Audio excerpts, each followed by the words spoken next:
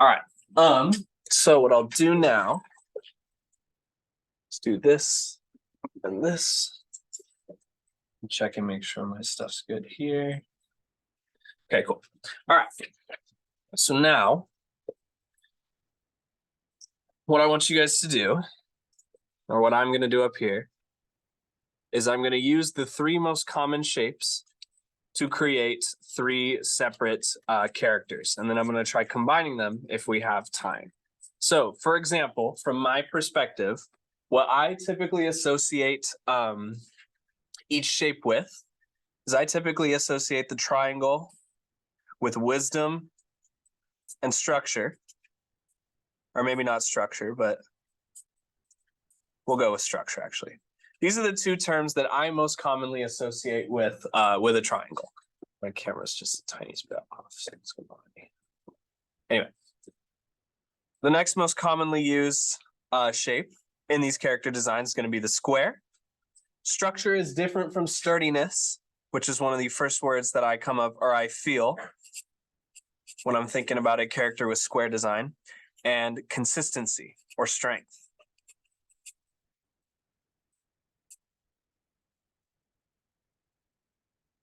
And then the circle, to me, is the most dynamic shape.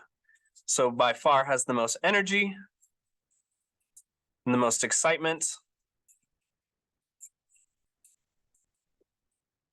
as well as being one of the more positively connotated shapes that we have available in our character design repertoire. Now, keeping that in mind, all of these are just my interpretations. Your interpretations are ultimately what matters because you're the one creating the character, you're the one telling the story. But in my stories, these are typically the ones that I'm going. I say story kind of generally, meaning like my character's history or my character's place in its world, whatever.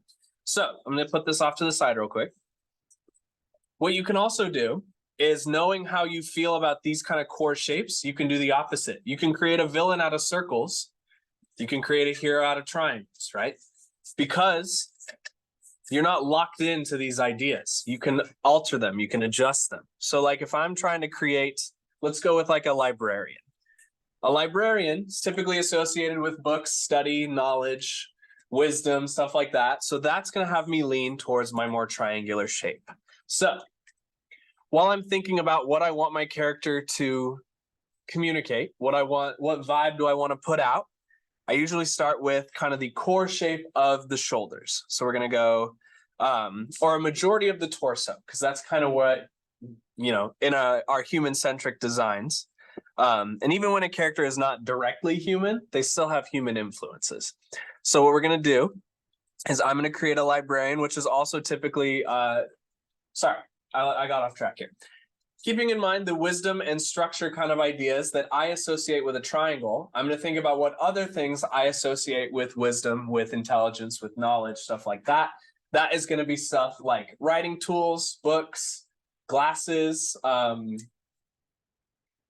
a very kind of quiet demeanor typically. Those are things that I associate with knowledge, with intelligence. So on top of my wisdom and structure, I'm going to also add little examples. These are horrible glasses, but just bear with me. Right, I'm just going to add a couple little more sketches of the things that I typically associate with wisdom and structure. Now that I have these pieces combined, I can translate that into the character that I'm going to design here. So I'm going to go really simple. We're going to go a circle for the head, and then I'm going to go quite a long triangle like this, which is going to become kind of a robe of sorts. So I'm going to do like a little robe action down here. We'll add a little bit of glasses. I'm not going for a ton of detail. I'm just kind of generally combining the shapes and their knowledge before we start adding the iterations in a large amount of detail. So typically thinking about how poise, so another term for like how you stand and how you carry yourself. The poise that I typically associate with wisdom, structure, intelligence is very kind of reserved and closed. It's not something that's typically going to communicate outward a lot of energy. And this is all me. I'm not right. What I say isn't like the rule. This is just my interpretation. So knowing that, I can combine a little bit of some crossed arm action, kind of like this. And then in the arms, I can place a book of some capacity. Go like this. Okay. And then we'll just add some feet like that. So I know it's not the best example because it's not very visually interesting, but that's where these processes begin. If you don't have a solid basis, if you don't have a solid understanding of how your character is shaped, it's going to be a lot harder for you to add those details later on. So what we could do, though, is sticking with our triangle librarian. Oh, that's not spelled right. Sorry. Triangle. It's a good thing I don't teach English. Triangle. Cool. Thank you. Okay. Triangle librarian. We can mix it up and go against the typical wisdom structure shapes and do something that's a little bit more energetic and excitement. That's the part that I'm going to go off of old assumptions with my librarian design initially. And you can break the mold. You learn the rules, you break the rules. A more energetic and more excited librarian is going to create a more memorable character. So if we go here, let me move that off to the side. Let's try to do something more circular. So I'm thinking instead of the triangle dominating the main body style, let's look at what else I can add what other details of intelligence, of librarianism, of wisdom can we add to a circle? We can add a map or a globe. That's typically something that's associated with, you got to know where you're going if you're going to navigate. Okay, so we have a globe. We have, let's see what else. I do like the glasses. That's something that's consistent among all of mine. Let's see what else.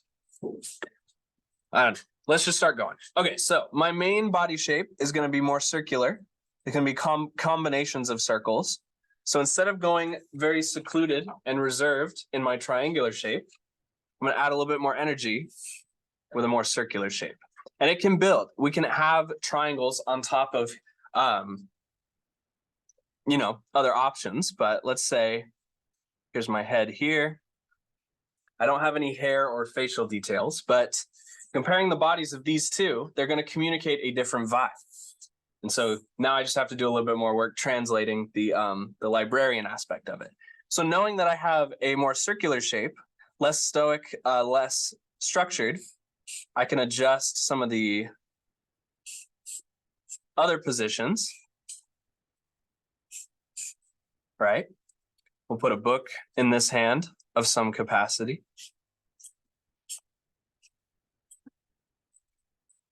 Right? We still have glasses. Maybe they're a little bit larger. Maybe they're a little bit larger, separately shaped. We can add some more contour in the facial details here. But based off of, these two shapes, these two communicate two separate things. But by including the extra pieces and kind of basing it off of our shape language, they're going to communicate two different vibes. Does that make sense? So this is circle. Huh?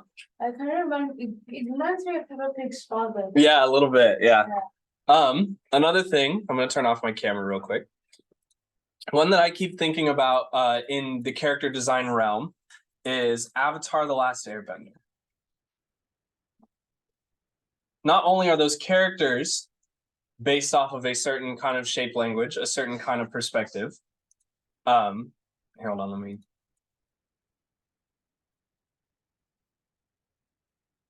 get it pulled up here. There we go. So if we completely ignore each member, because each member of the different elements, different cultures has a different set of expectations and ideas therein. What we could do, let me share this screen real quick, is look at how those elements are categorized, because these elements are designed intentionally as well. So let me please work. Oh, it's on DeviantArt. Okay, I see. All right, so let me make this so you can actually see it. So, even though completely ignoring the members of these communities, completely ignoring their culture, their expectations, their beliefs, each one of the 4 cultures or the 4 elements in Avatar: The Last Airbender is using that shape language, that character design language, to influence how they exist in the world and how they interact with other people in the world.